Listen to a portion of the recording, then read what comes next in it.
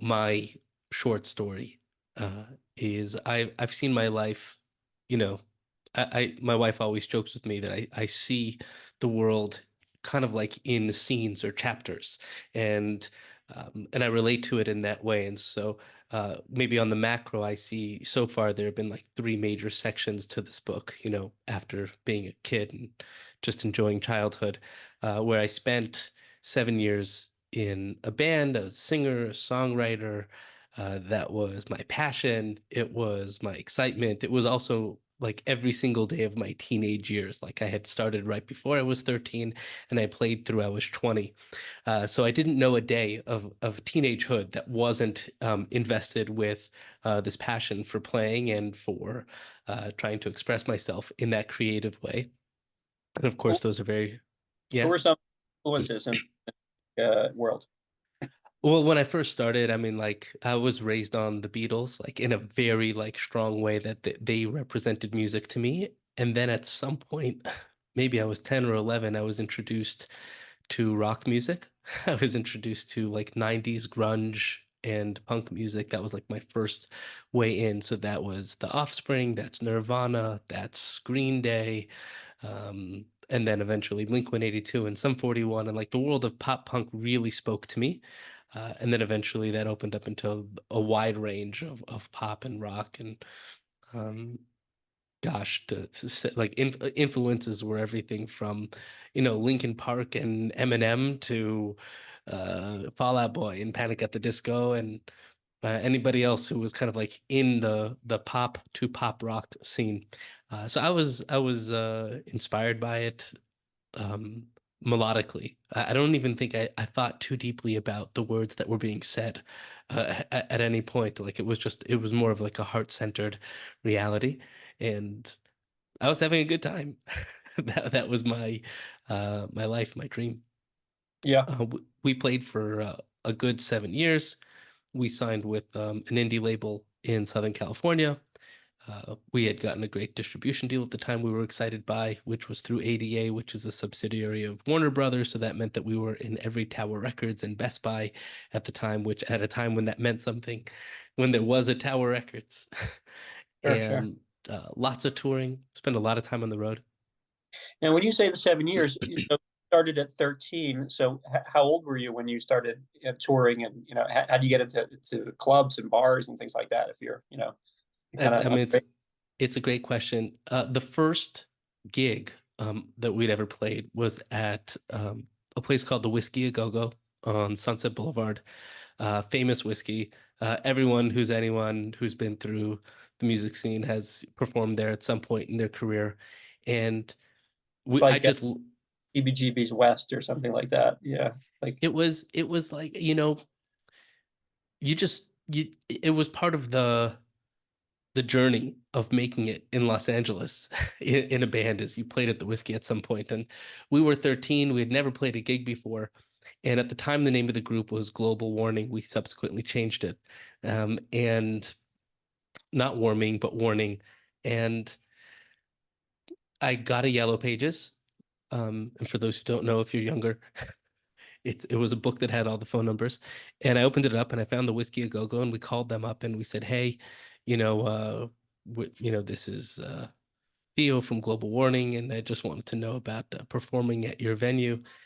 And the lady on the phone said, "Oh, Global Warning, we love you guys. You guys are great. You're amazing. Every time you play, we have such a good time. Tell us the next date you want to play." And she obviously had confused us for another group. And the fact that these 13-year-old kids even had the gall to call up the Whiskey and say, "Hey, we're ready to play," and the synchronicity would have it that they were excited about it, and so they gave us the gig. We showed up. They gave you some tickets to sell before the event.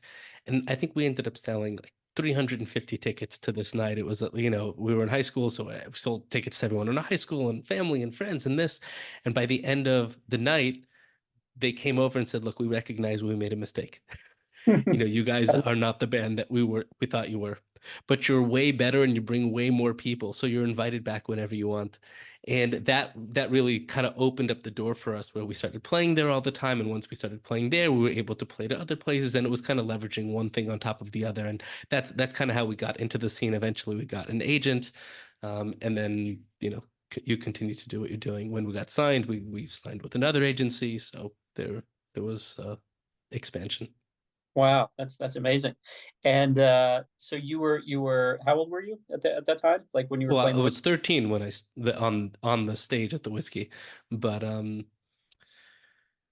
gosh, we started playing like consistently, like several times a month. I was probably 15 at that point, and then we're playing a lot. And then when we're actually out on tour, that probably starts around 17.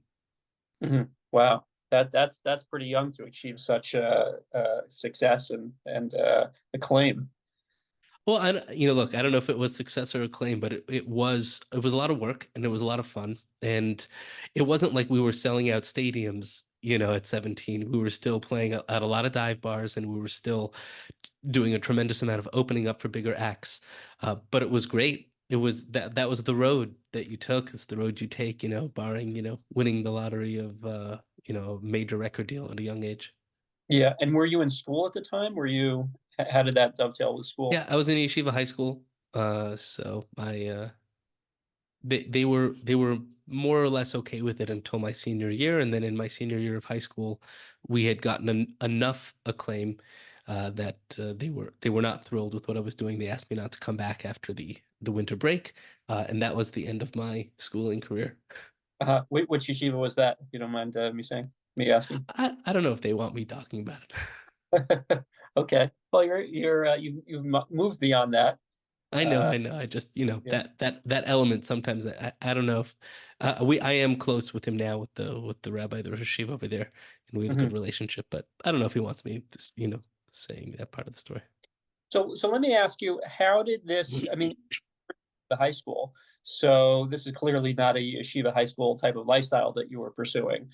How is it that you kind of how did those two worlds come into sync with each other, or were they at odds with each other, or how did how did you match those two worlds while you were doing it? Yeah, the simple answer is I didn't. They were not synced. I wasn't a studious kind of kid. It's not that I wasn't bright, but I didn't really care so much. I really cared about the music. I cared about relationships. I cared about friends, and um, I cared more about sports than I did, I think, about school at the time. And as far as like Torah and yeshiva was concerned, it was more like something you did. I didn't really identify with it as being cosmic or something that I am, as much as it's a part of this life experience that I was having. I'm a very strong Jewish identity growing up, but Torah as a vehicle, I just I didn't connect to it, not as a teenager. There was a like an intuitive sense that there was something there, but nothing more than that. And so for me it was school. It's like you go to school, and I went in my button-down shirt and my black pants and my tallis and tefillin, and I'd come home and change into Dickies shorts and Converse, you know, you know, um, what are they called? The high tops, and then into some, skull shirt, and put on some wristbands and pull out my guitar. And like, that's it, like two different worlds. Like, never the twain shall meet until they did. And then they said they shall not meet anymore. Yeah, and in terms of observance, where were you holding an observance? My family, both my parents are Bali Tshuva, so they were slowly becoming closer and closer to Torah and Orthodoxy as I was growing up. So we didn't have almost any observance until I was about 7 or 8, and then we slowly started incorporating some level of kosher into the home. I mean, there was always some level, but it was, in terms of real observance. And then somewhere between 8 and 9, I think we started keeping Shabbos, and by the time I was 12, I was off to yeshiva high school. So it was a gradual movement. Now you look at my father; he has a long beard and he wears a long jacket and a hat, and he lives in Tzfat for 20 years. So they've grown in their own way tremendously, but it was a slow cook at the time. So I was very much encouraged by my parents who are deeply spiritual and very creative to follow my passions, to follow my heart, to follow my creativity, and at the same time know that there's something deep, beautiful, and important about your Judaism and about Torah, and we want you to take school seriously enough to be able to get to a university. So I made sure that my grades were always good enough, and I knew how to, read a Gemara, even if I didn't enjoy it at the time. But my passion always remained at the forefront of everything I did and went with it until my family decided to make Aliyah. They moved to Israel when I was 18, and they gave me this choice where they said you could either come with us to Israel, alternatively, you can go to college here in America. And a third option is, we'll support you emotionally and somewhat financially for a year if you want to continue pursuing this dream of yours in music. But the ultimatum is that if you don't get signed to some label during this year and things don't really pick up, so you at least choose to go to a university or come with us, or do what you will. And so I went with that. We did get signed about 3 months after that. So. Wow. Okay, so then what happened? So then we continue to play, and then we're in the studio all the time working on our new record. And we did a tour or two in between that and the album coming out. And then, unfortunately, at some point along the way, one of our band members stopped showing up to concerts, which was a very, very jarring experience. And we found out that they had developed an addiction to methamphetamines, and it was really bad. The label, my manager, the rest of the band members had essentially made up their mind that they were ready to walk away from him as a member of the group. I had been playing with him for 7 years, so we were very close. It was a big shock to me that I had to make this decision of like, am I going to keep my friend or drop my friend? And in that moment, I made a decision to go to Israel, visit my family for Pesach. And on that trip, a lot of things changed for me. When I got on that flight, it was, yeah, it was that week that I got the phone call that we were going to get a new agent, which was like a big agent in LA at the time. And we got a phone call that the day that I was landing back in LA, our new song was gonna debut on K Rock, which was the big rock station in Los Angeles. There were like a few big announcements that came out in the week while I was gone. So I made this decision. And while I was there, my father had asked me if I was putting on tefillin. And at the time, I wasn't. I had my tefillin. I took it with me everywhere, but I didn't wear it. And he was like, "Oh, why don't you wear your tefillin?" And I said, "Yeah, like my lifestyle, like I don't get up till 3 o'clock in the afternoon. Like, don't you have to put on tefillin in the morning?" He said, "No, you can put tefillin on in the afternoon." I said, "Yeah, but don't you have to daven? Like, I'm not davening these days." And he said, "No, you can just put them on. You don't have to daven." I said, "Yeah, but I don't even know the brachas." And he said, "You don't have to even say the brachas. If you just have them and you put them on, that's already better than not putting them on." And I was like, he'd never pushed me on anything in my life, so it planted a seed. And because I got all these phone calls, I was like, man, things are really going to change. I'm going to get back. Things are going to really expand. I want to do something for my Jewish identity. And I committed to putting on tefillin when I got back to LA from this trip. And I got back to LA and I started putting on tefillin.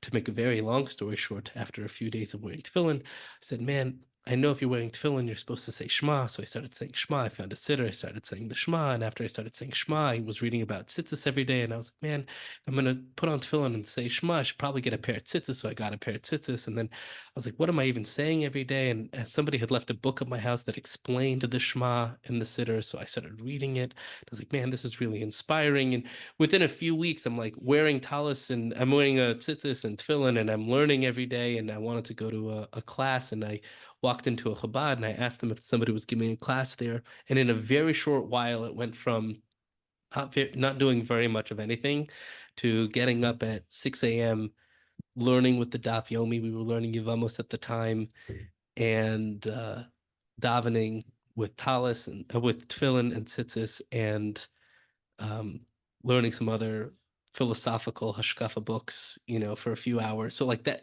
very quickly, I got inspired by a side of Torah and a side of Judaism I had never seen before, most of which was rooted in this thing called Hasidus, which I had heard of, but I'd never tasted, I'd never experienced. It didn't take very much time after that before I started thinking about the depth of reality. What triggered that thought process was everything I was going through alongside at our record release event. Somebody came over to me and asked me how long we were going to do this for. I said, "Do what?" And he said, "Play music." I said, "I don't know. I guess until we're successful and then we'll settle down."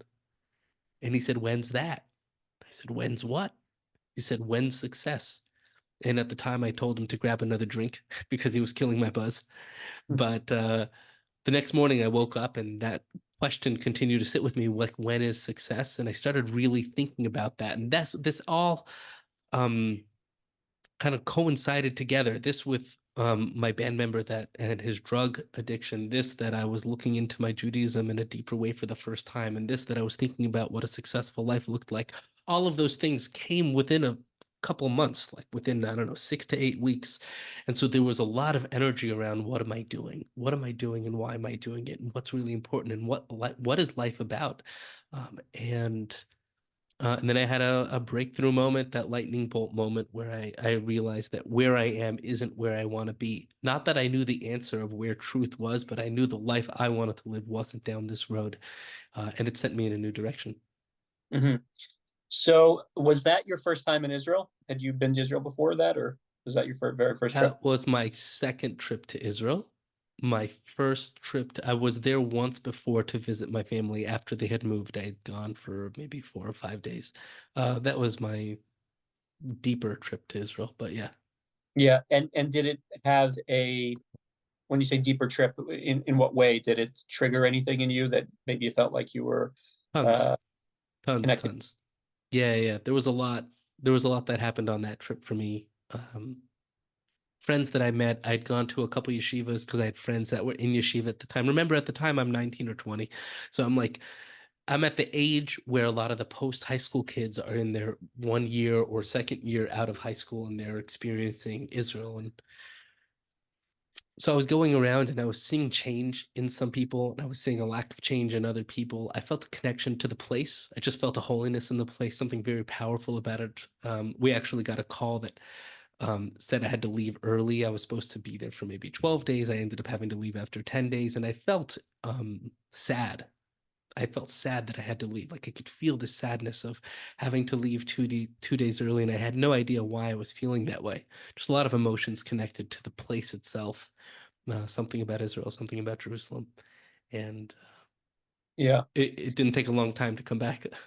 yeah. It's amazing that these stars align for you in a couple different ways where, things, people work all their life to get, record deals and they work all their life to get success and, maybe it's play the whiskey or, things like that. And like somehow, dominoes kept on falling down for you in very easy types of ways.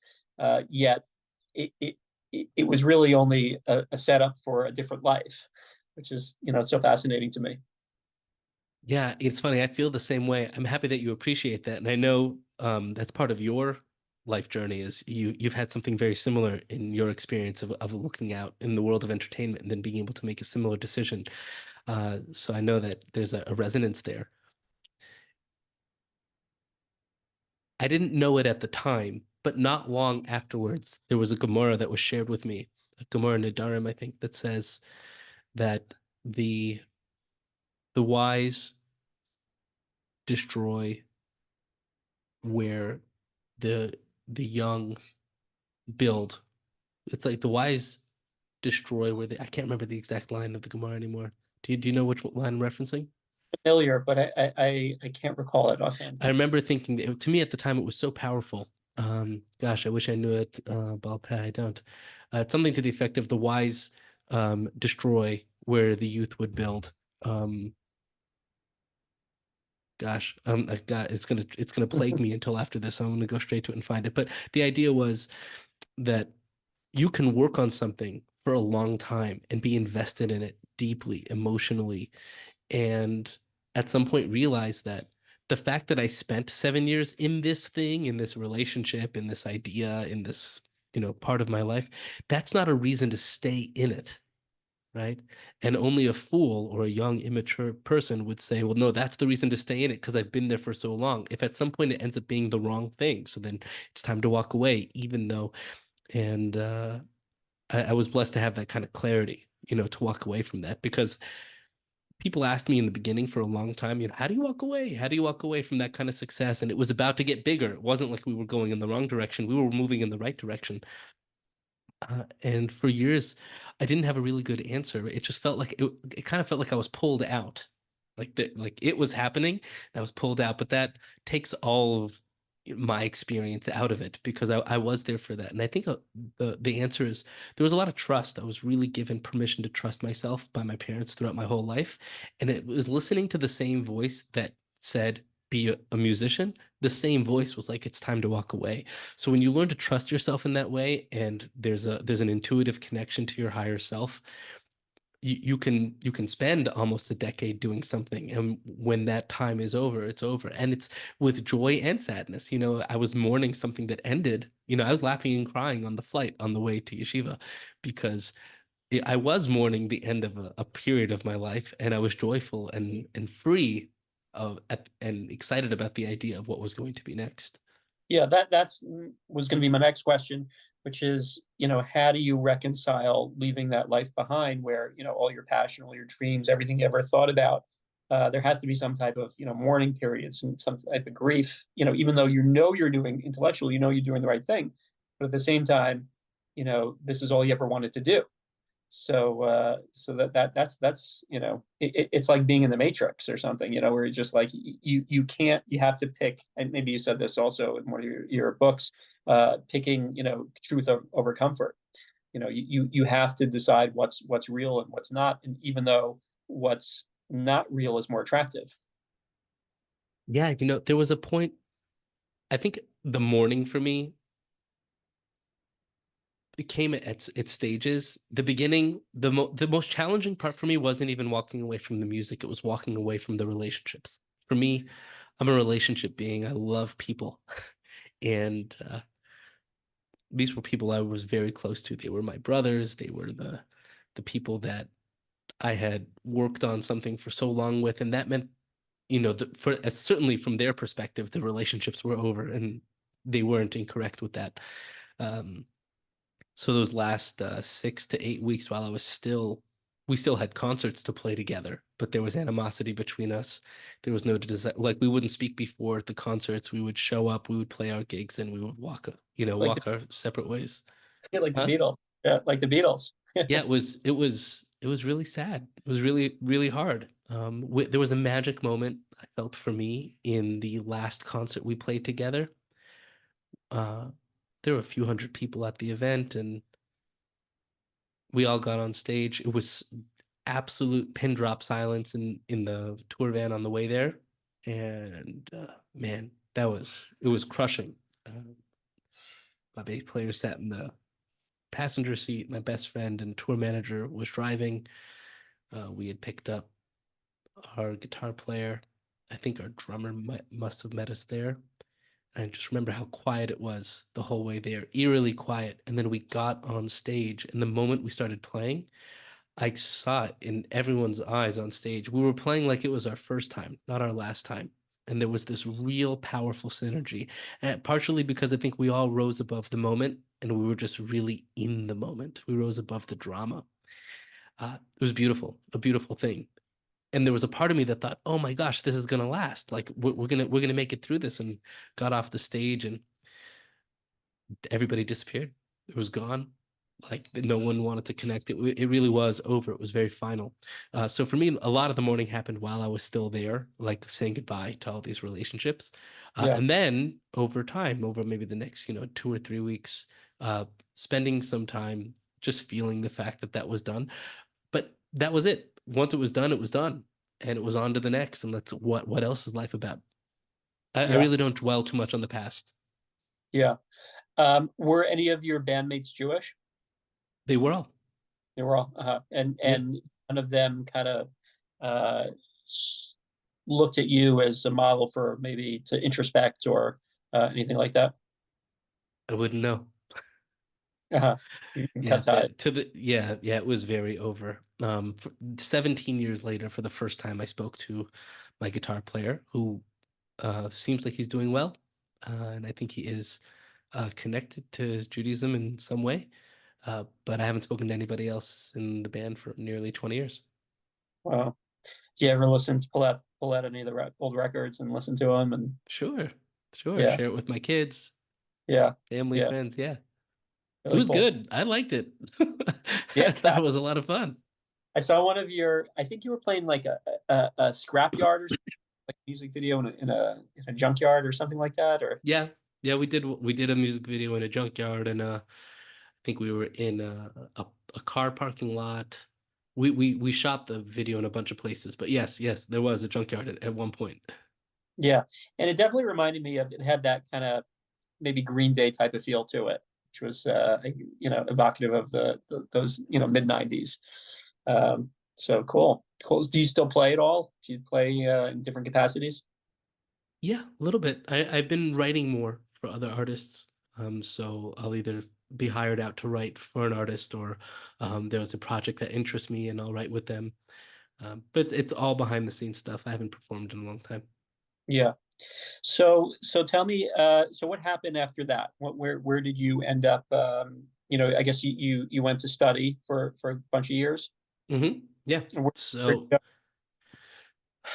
so my trajectory basically went 2 years at an institution called Machon Yaakov, followed by 2 years at another yeshiva called Derech Talmud, which somebody named Rav Chaim Ilson, who was a very brilliant, deep human being.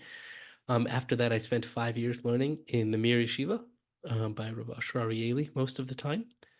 And then after that, I went through like a handful of like smicha programs or chaburas, whatever you would call them. So I did that for another, I don't know, a few years. Must have been 3 years or 4 years.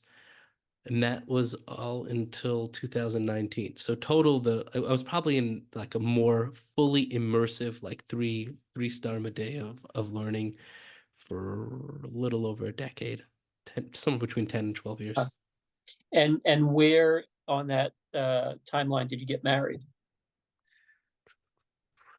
Year five.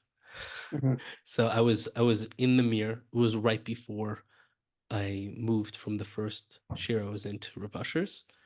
So I was in my fifth year. That's when we got married, and that started another journey. Yeah, and what's your wife's background? Is she could she relate at all to where you came from? A little bit. I mean, she was born and raised in an Orthodox home. She's from Toronto, and but her family is a very colorful family. I love them, and they, every wave of the spectrum in terms of their relationship with Torah and Judaism. So we got along great. I kind of was born and raised in this Baal Tshuva parent, modern Orthodox style home. Her parents are Chabad Baalei Tshuva. She was raised in a relative, you'd maybe even say more Orthodox home than us. Maybe their parents were more gung ho than mine at the time. So there was a lot of similarity, and we're also very similar in age. So like in terms of pop culture, there was a lot of overlap. So we Yeah, we we saw the world in similar ways. very cool, very cool. Wow, I'm just seeing all these parallels. For myself, I was involved in that entertainment era for about 7 years. Also went to Israel, studied for a bunch of years. Probably 7 years, and then continued in Kollel and married a woman who's the daughter of the Baal Tshuva, who grew up in Venice Beach, California, which has a very eclectic, so introduced to all sorts of different personalities in LA, and so yeah, it's really really fascinating to see how our kind of lives kind of intersected a little bit. Right. So at where did you end up in terms of the speaking? At what point did you start influencing other people? When did that happen? Well, I think we're all always influencing other people, but I think what you're talking about professionally. Yeah. Um, Yeah. yeah, I started teaching probably in my fifth or sixth year in Israel. Around the time that I met my wife, I was still already giving classes and things like that, but very local and small classes, shiurim, chaburas, in the vicinity that I was in. Uh, And I did that for a long time, whether they were trips like Taglit trips, Kiruv trips. I taught in the yeshivas. I taught private stuff in my home. I was doing like a lot of small work. And that is ultimately where I think initially I thought that was the direction of what I was doing. I thought I was getting myself ready to be, and most of the job offers I was getting at the time was, Rabbi of a shul, Rosh Kollel, Rosh Chabura, go, be a Maggid go, you teach in a yeshiva or start a project in that regard, In America? either in America or in Israel. I mean, actually, I think the majority of the offers were in Chutz La'aretz, so that includes England, South Africa, Australia, America. Mhm. I had no desire to leave Israel, nor do I. And so we were saying no, not just because they were out of the country, but I still felt like I was all in, like, as much time as I could investing myself in Torah and Tefillah and Hisbodedus, really growing internally. But I had a different kind of breakthrough in 2019.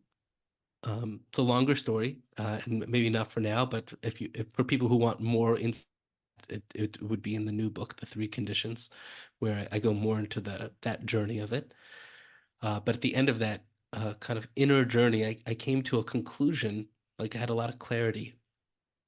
Maybe the one part of the story I'll share is I went back to LA to make peace with the band members for the first time. I'd never tried to really reconnect, and it really went south. Like it did not work at all. Uh, a sour trip, as you might say. And I came back home and I felt so free. Felt really, really free for the first time in a long time of like I tried to go and fix it.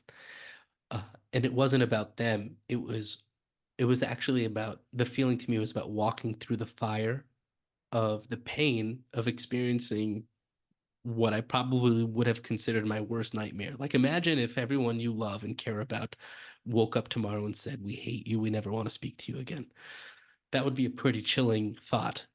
Well, that's what happened to me.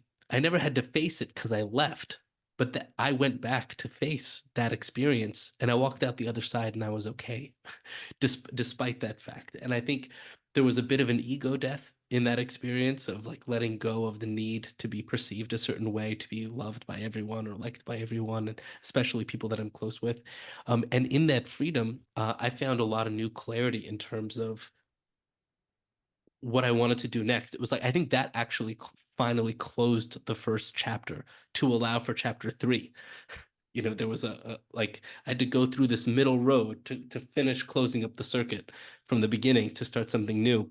Very shortly after that, I had this like powerful intuitive call to share what I was doing with a more collective audience, with a more global audience, to take the language that I had found in more modern books on psychology and spirituality and use the language to share the depth of the world of Kabbalah and Hasidus and Machshava and all these deep ideas I was learning from the Maharal and the Ramchal and the Gra and the Baal Shem Tov and the Morinayim, the Maggid Method and the Arizal, and it's like, oh my gosh, we have all of this, and I had finally found ways to integrate and implement so much of what we had already had into my own personal experience that I wanted to share that with the world. So that was in 2019. By 2020, I already have written a book. For a longer conversation, the truth is I had written two books by that point, and and then COVID broke out, and I didn't know what to do. And when I was doing research online, it said if you wanted to put out a book, you had to create this thing called a platform. I didn't know what a platform was, so I typed in what is a platform, and they said you have to have this thing called social media. So I typed in what is social media, because at this point it's 2020 and I still didn't know what social media was because I'd just been in yeshiva all these years. So I never really um, interfaced with that side of reality. And that's really when I started building another side to my reality where there was, oh, you mean I can get in front of my phone camera and record myself giving over an idea, and then there's a place where I can put it. I can put it on YouTube, or I can put it on Facebook or Instagram, wherever these places, and people can grow from it. I just remember the first time I had a video was seen for like a few hours. Like it was like a 4-minute video, but like it says how many hours of time people had watched. And I said, I could put up a video of me speaking for 4 minutes and that could be seen for hours. That means that instead of having to give over an hour's worth of Torah, 10 times, I can give over 5 minutes worth of Torah and give it, and that'll go over and over and over. I was like, why doesn't the whole world know about this? We should all be using this. Like, what an amazing, world we live in. I was really inspired by it. Um, and then the book came out, It's All the Same to Me came out and it reached a lot of people. And that's really when I started sharing, I would say is the right word, sharing these ideas with a broader audience through my books and through social media, through live events, through one-on-one coaching, through group coaching, all these different modalities by which we can share the depth of what I'd kind of picked up along the way with a broader audience. And sometimes that's in person, and today a lot of that is digital. And if it's not in person or digital, it's me working on another book. I love to write and I love to share in that vehicle and that channel. So Right. I know you were late in the game to social media, but it seems at this stage, even back in 2020, there was an oversaturation of creators. And so when you create something, how did people find it? Because it's just YouTube. I mean, it's flooded with people. So did you just put stuff out there and hope that people would find it, or did you go about intentionally looking for people to get it in front of? well, look, I think each platform kind of had its own experience as I kind of like leaned in the beginning. It was Facebook, and then we started a YouTube channel, and then it was Instagram, and then it was LinkedIn, and then it was Twitter, which is now X, and TikTok, and slowly opening up all of these different doors to explore. So in the beginning, there was no plan. It was exploration, really just exploring its way through. I knew that I knew nothing, which was a huge help. So I found a guru that I could watch and you teach me everything about social media. I don't know anything about social media. For me, that became Gary Vaynerchuk. He became somebody who was very, very important for me in the first year of my, starting everything that I did. Um, I didn't feel like it grew. I mean, it felt fast on one hand because all of a sudden there were thousands of people who were watching, my material. But on the other hand, you find out very quickly that having a couple thousand followers is nice, but it's not actually, on the levels and the stages of like, oh, what's even possible, who you can reach. I realized that it was a very humble audience, and I was happy to reach anybody. So it wasn't as methodical as I might have wanted it to be in the beginning. At some point, I realized, okay, wait, there's too many platforms to try to become great at the same time. Let's work on one at a time. And I think in the beginning, I spent a lot of time on Facebook and just wrote a lot, just a lot of writing, some videos, but a lot of writing. And I was just finding resonance with people and trying to develop a community, really spending time speaking to people. I don't, till this day, a comment doesn't show up unless it's hate. A comment doesn't show up on any of my social media platforms that I don't respond back. And if it's something that requires more than a comment, we end up in a conversation through personal messaging or email because I really want the people. You know what I mean? Like I want that relationship. And so I think over time that builds a community. But again, to reference back, I started all of the social media stuff because I wanted to make sure there was this thing called a platform so that I can put out a book and reach people because I really felt that the book could help a lot of people. So that became my main mission. Like so it was almost like a side thought along the way. Like you do the social media thing so you could do the thing you really want to do, which is to put out the book and to go speak with people, Yeah. which is what I did. Now I actually give far more attention to social media than I did in the past because I do think it's an incredible medium to reach people, to create an audience, to find people who eventually want to read a book or come to an event or do something more. Yeah. So your first book was called It's the all the three. same to me. Okay, it's all the same. And then how was that received? How did maybe back up a step. How did you end up publishing it? Did you find a publisher, or was it self-published? Nope, self-published.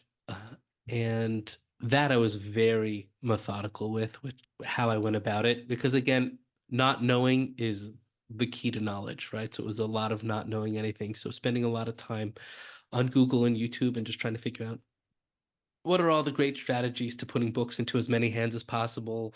How do you what is a bestseller list and how do you get on a bestseller list, and what is an endorsement, how important are endorsements, and how do you get them, and graphic design, and learning how to do the interior, and making sure that I had good editors. It was all of kind of the back end of learning how to do all these pieces.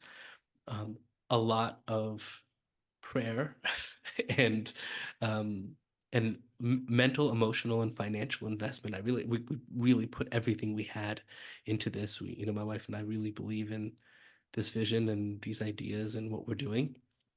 So we went all in with the book, and it reached a lot of people. We did a lot of advertising, we did a lot of marketing, we did a lot of. I At the time I was doing a podcast where I was um, meeting with a lot of other people who already had big audiences. So we were growing audience, tangentially through that. And then you come out the other side, and a lot of people have the book and they liked it. So when people, if you have something and it's helping people, then people tell people about it. And I have found that uh, the number one contributor to anything that I've been doing is that people who have grown from anything that I have done have shared it with somebody else. And so when that starts to grow, you get momentum and continue to move in that way. Because it did well, we got the endorsement from Deepak Chopra, which was really big, and because it became a Wall Street Journal bestseller, that led to a TED Talk. The TED Talk, thank God, did really well. Also, now it has, I think, like 1 million or something views. And then those two things together led to another book deal with a traditional publisher. So it almost similar to the whiskey story when I was 13.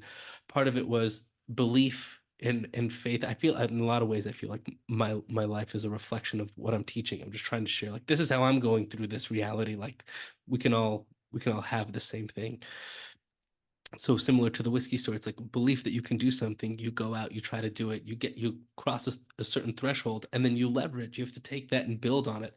Everything in this world can be built on, right? So you just have to make sure you get the first piece of the, like, when you're building a puzzle, you have to get a section right, and then you can fill it in with everything else. So you just have to make sure that your borders are on right. Once you have the borders, we can start filling in the rest of the picture. I could just kind of feel like that's what I did with Yeah, music. That's what I tried to do with learning Torah. And that's what I'm trying to do now with the world of teaching and speaking. that's a great metaphor. So tell me about the TED Talk. How did you end up? You said your book somehow made it to the top of the Wall Street Journal bestseller list. Um, and then did they contact you, or how does that process work? So TED is interesting. There's TED and there's TEDx. So TED, I don't know how many events they do during the year. TEDx are the local ones that take place in different cities around the world. I was looking into TED opportunities at the time because I thought it'd be another avenue to share message. The individual who reached out had read the book, thought that I was a good fit for like every TED event, which has many, many speakers, has a theme to it. And the theme of this particular TEDx talk that I was doing in Atlanta was seeding greatness, which was all about how to go deep in and find greatness within, greatness in your life. Felt that the messages I was sharing, and it's all the same to me, were potent and pertinent to the type of messaging they were doing, and they invited me to get involved. Unfortunately, this individual, Steve Monahan, who's really, really a wonderful human being, he had a stroke afterwards, and I never even got to meet him in person. He started the process for me, brought me in. Everybody else at TED was wonderful, amazing. Really, I have some great relationships that I still have from that event. But then it was about a year, maybe a year or less of planning, everything to get there. Showed up in Atlanta. I had a really great weekend. Then that So was I'm the curious, TED Talk. when they saw your book, how did that in their head translate to that you could deliver a presentation like on the caliber of a TEDx type of talk? Um, That's a great question. No one's ever asked me that before. I think the answer is counterintuitive. I think one of the things that TED counts on is there's no caliber you have to be a TED speaker if you know something about something. And they will help you. Every person is given a speaking coach. right? So either you hire one or they give you one, but everyone gets a coach. And a lot of the coaching and a lot of the videos they give you along the way is this, you don't actually have to be any caliber of a speaker to get up there and do this. Some people have some natural raw talent and ability. Some people have nothing at all. And, most people end up somewhere in the middle.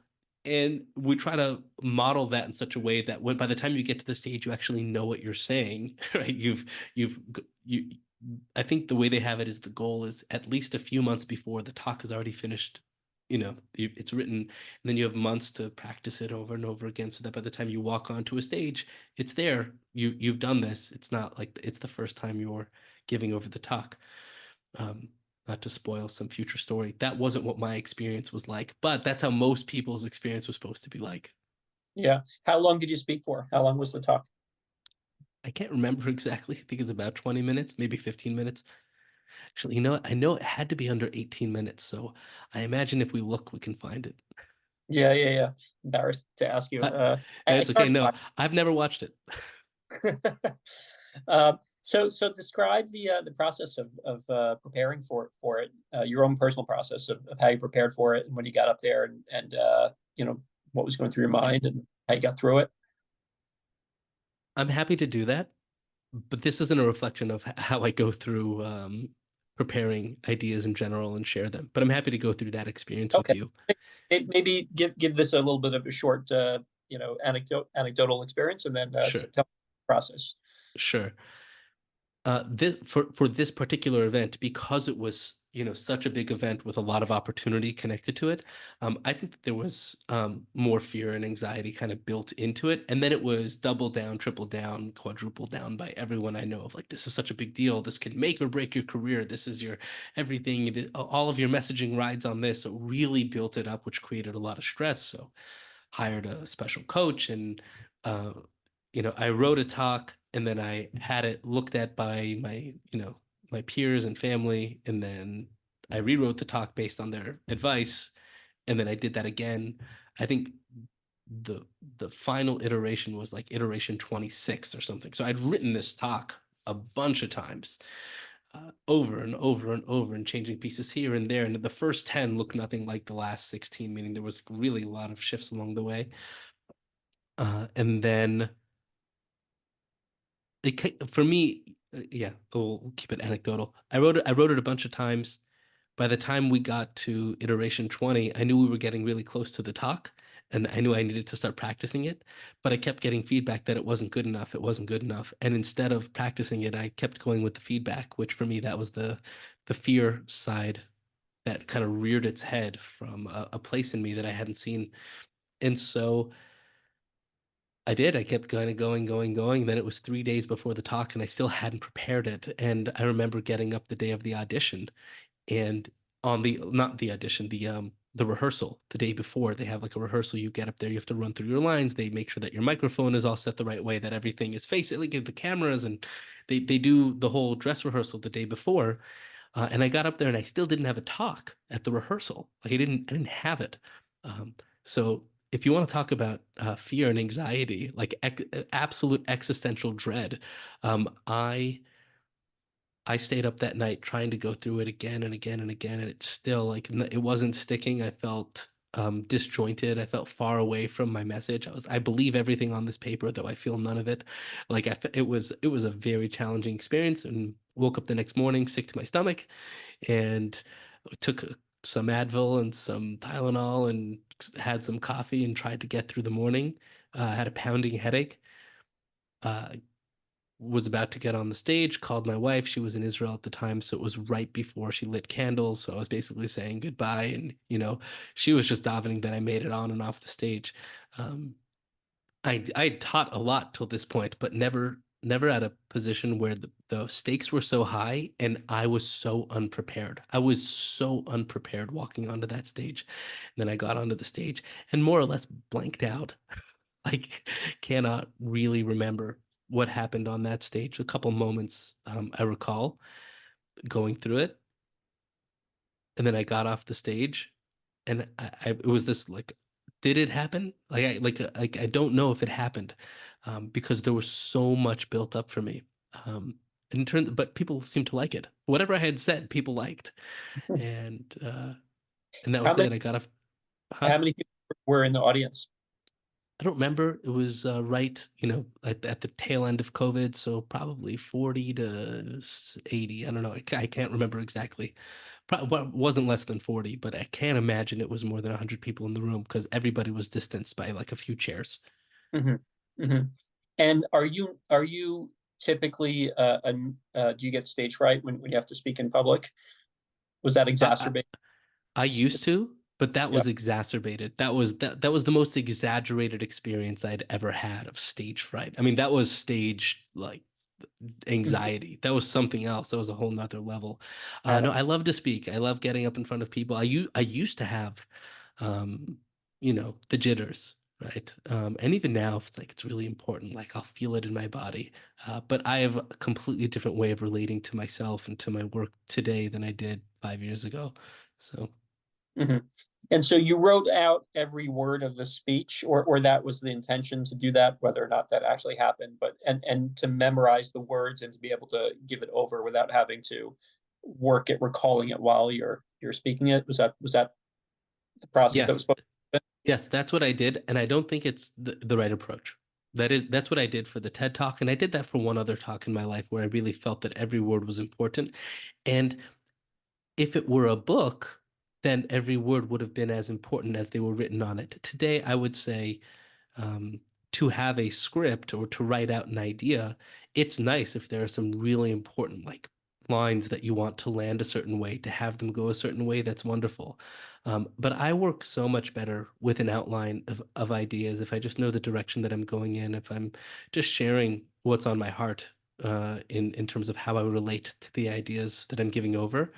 Um, if I know the progression, a general progression of where I'm going, I find that the flow that I get and receive in the moment is more powerful than any amount of lines that you can land or any amount of scripting you can do because it's alive. It's real. There's nothing more powerful than being alive and having a present moment conversation, right? So, like, no, the conversation we're having is very alive. There's nothing scripted about this. Like, you're asking me questions, I'm responding, and some of them might land more than others, but the ones that do are going to come with a completely different energy and power because it's in the moment. It's very alive. And you can sense that. You can tell that, right? Yeah, yeah. And so I totally just blanked, which is good because we can edit that out. Um, totally blanked. I don't know why I blanked. Just blanked. Okay. Yeah, actually, what this is what I want to ask you in terms of connecting with new audiences. Obviously, your topic is one that people resonate with a lot, which is peace, inner peace, and making sense of the world. That's something that everybody is intuitively searching for, I think. But how do you connect with an audience that they can buy into you when you first get up to speak? How do you bridge that gap when people are like, well, the way I describe it almost is sometimes when people get up to speak, there's this like implicit, like, people, the arms are kind of crossed and they're like, like, all right, well, who's this guy? What does he have to offer me? Is this going to be worth my time? How do you overcome that hurdle in the beginning so that people buy into your message Sure. So, from you? yeah, no, I mean, it's a great question. Chazal had it right when they said you should open up any talk with a milsa b'dichusa, because humor really is. I wish I was funny. I wish I wish that I was more like you, Daniel, and was a stand-up comic beforehand. Because yeah, if you can open up with something that's light and humorous, I feel like it does open people up to what you're doing. But this is me responding to you as like an aid. So, like, what would you tell someone who's trying to break through to an audience? On a Yeah. personal level, what I have found is humor comes natural when you're very present and very honest. I like to share either something current or a story that I find finds resonance with people, um, either about me or about a shared humanity, something that we can feel into. So feeling is important. A light feeling is even more important. Um, but it's knowing that like we're emotional beings, right? So like there is this wall between you and a new audience, and we have to find a way around the wall. And if humor works for you, then wonderful. If a really powerful line that's like, whoa, that's, profound, that will bring us in. And what brings us in is not the idea, but the profundity of how it's written or said, right? It's all about the energy and the emotion. So we're looking to bridge emotionally between us and them. The other thing, and this is more nuanced, but I have found this to be true for me as my own personal experience along the way is I stopped needing that to be the case. I stopped needing them to want to hear what I have to say. Like I was invited to speak here. If I'm there, that means someone had asked me to speak. I might not even want to be there, but I am there. So I want to be with you, right? If you want me to be there with you. So I'm going to share myself with you in a candid, open way. Try to be generous with my time in either direction that it needs to be. If you need me to be shorter, so I'm going to speak less. If it's a conference or a room that requires me to speak more, we'll speak more. But it's not needing that actually makes it lighter in you, right? If I need them to respond, so now there's pressure in me and they can feel the pressure in me. But if I Mhm. don't need that, like I have a message, I have something to share. I actually think it's really great. I think you're going to get something from it. That itself is a great opening sentence to any place you're with. If they don't know you, it's like, hey, you don't know me, I don't know you, but I have something that I think is really powerful to share, and I'm going to share it with you. That's what I do. But again, everybody has a different way of connecting with their audience. For some people, that would be too vulnerable, or it wouldn't be powerful enough, or maybe they do have the humor, maybe they want a great story, maybe they want to open with a question. A lot of people like to open with questions, so everyone's going to have their way of meeting their audience, but you have to meet your audience. Like it's not just you speaking to a wall. Like there's an energy that has to happen in the room, and a lot. I would say a tremendous portion of talks or classes that are given that I give, they might shift. 5 minutes in or 20 minutes in. If you see the energy has moved in a different direction, right? Or if right before I show up to a talk, something happened in the world, and all of a sudden everyone's emotions has shifted, and now the topic of your talk isn't relevant anymore to the people in the room. So if you feel like it's so important to give over your idea, so you are going to miss them. So much of it is about being present, right? Really being present with the room, with the people that are there, with the experience that's happening.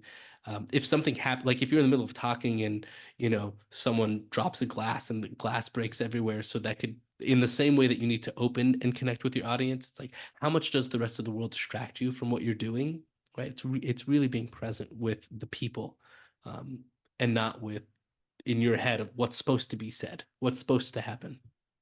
Yeah, wow. Almost like relinquishing control a little bit, and then and being present and connecting with the people in front of you, and kind of letting the message flow through you to them. Hmm. Yeah. Yeah. Um, I feel like we maybe need to do a part two at some point because we spent so much time, but it was so fascinating that I feel it was so important to cover.